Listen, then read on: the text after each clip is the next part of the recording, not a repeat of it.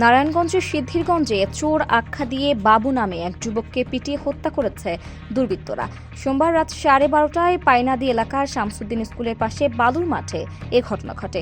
নিহত বাবু শরীয়তপুর জেলার কাজিরহাট গ্রামের ইব্রাহিম ব্যাপারীর ছেলে ও ওই এলাকার পাটোয়ারির বাড়ির ভাড়াটিয়া। পরিবারের অভিযোগ, রাতে আহত অবস্থায় বাবুকে 10 থেকে 12 জন লোক বাসায় এসে দিয়ে জানায় মাঠে রাখা নাফ পরিবহনের ব্যাটারি চুরি করার দায়ে চোর আখ্যা দিয়ে তাকে পরিবহনের মালিক মনার নেতৃত্বে তাকে লাঠি ও গাড়ির মেরামত কাজে ব্যবহৃত লোহার রেঞ্চ দিয়ে পিটিয়ে আহত করে। সকালে তার অবস্থার অবনতি হলে হাসপাতালে নেওয়ার আগেই বাসায় তার মৃত্যু হয়। বাবুর মারে ডাক কেন এসে আমি যাই কইছি, এসে আইসি মোবাইলের সামনে আইসি, হ্যাঁ আপনার পোলায় আমার গাড়ি ব্যাটারি চুরি করছে, চুরি 35,000 টাকা আপনার জরিমানা দিতে হইবে। কইছে মতন হেসে আমি কই কি করুন বাবা তোমরা আর মাইরেন, আমরা হন মাইরে হালাম নিয়ে মারলে আমরা তোমরা মাইরে না পুলিশে দিয়ে দেবো, মাইরে না কেন পুলিশে দিতাম না। আইসি আবার আইয়া হেসে ওর দৌড়ে দিয়া গেছে মতন আমি ওর আগে চালাই আর আবার দৌড়ি না জিগাই না কিছু খারাইতে পারে না, যে সময় আইসে খারাই পারে না কাটিতে পড়ে যাক।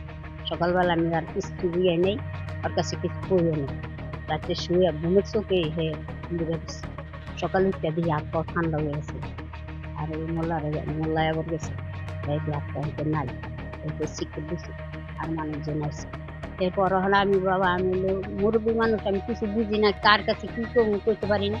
কারণ আমি হেরা আশেপাশে আসলে ডাক দিচ্ছি, এরা কয় এরকম পুলিশের ফোন দেয়, পুলিশের ফোন না দিলে এটা অসুবিধা হয়ে যাবে।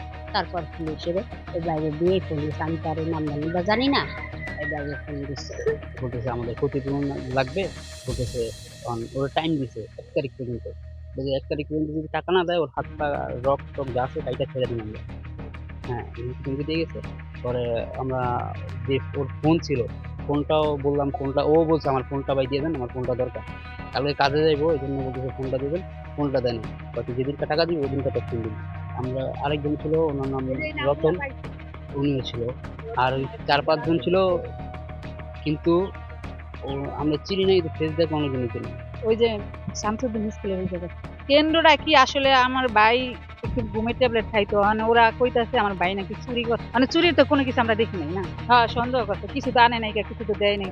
তারপরে বাড়িতে আইনা দিয়া গেল আর কি, হুমকি ধুমকি দিছে, টাকা চাইছে, টাকা না দিলে ওই যে এই লোকগুলাই আইনা বাড়িতে দিয়া গেছে, আর এই লোকগুলাই মারছে, এই 4 জন পাইছে আর কি, সজীব, মনা, মামুন আর বাবু।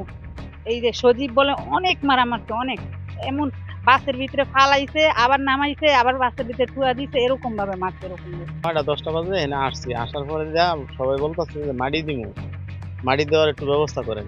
তো মাটি দিবা সবাই রাস্তাঘাটে বলতেছে যে ওরা এই শামসুদ্দিন স্কুলের সামনে বাইরিয়া আধমরা করে এখানে ফালাই হয়ে গেছে, এখন তোমরা যে মাটি দিবা, মাটি দিলে পরে পরে যদি পুলিশ আয়, তো যদি পুলিশ উস্কানি দেয় তারপরে পুলিশ আয়া বলবো যে আমরা পুলিশ না জানায় এটার মাটি দিলেন কেন, পরে তো আপনারা বিপদে পড়বে। ঘটনাস্থলে যাওয়া সিদ্ধিরগঞ্জ থানার উপপরিদর্শক আলমগীর হোসেন খবর পেয়ে পুলিশ ঘটনাস্থলে গিয়ে নিহতের লাশ উদ্ধার করে ময়নাতদন্তের জন্য নারায়ণগঞ্জ জেনারেল হাসপাতালের মর্গে পাঠায়। সে মাদক সেবন ও মাদক সেবীদের সাথে চলাফেরা করে। ঘটনার তদন্ত চলছে, বিস্তারিত পরে জানানো হবে।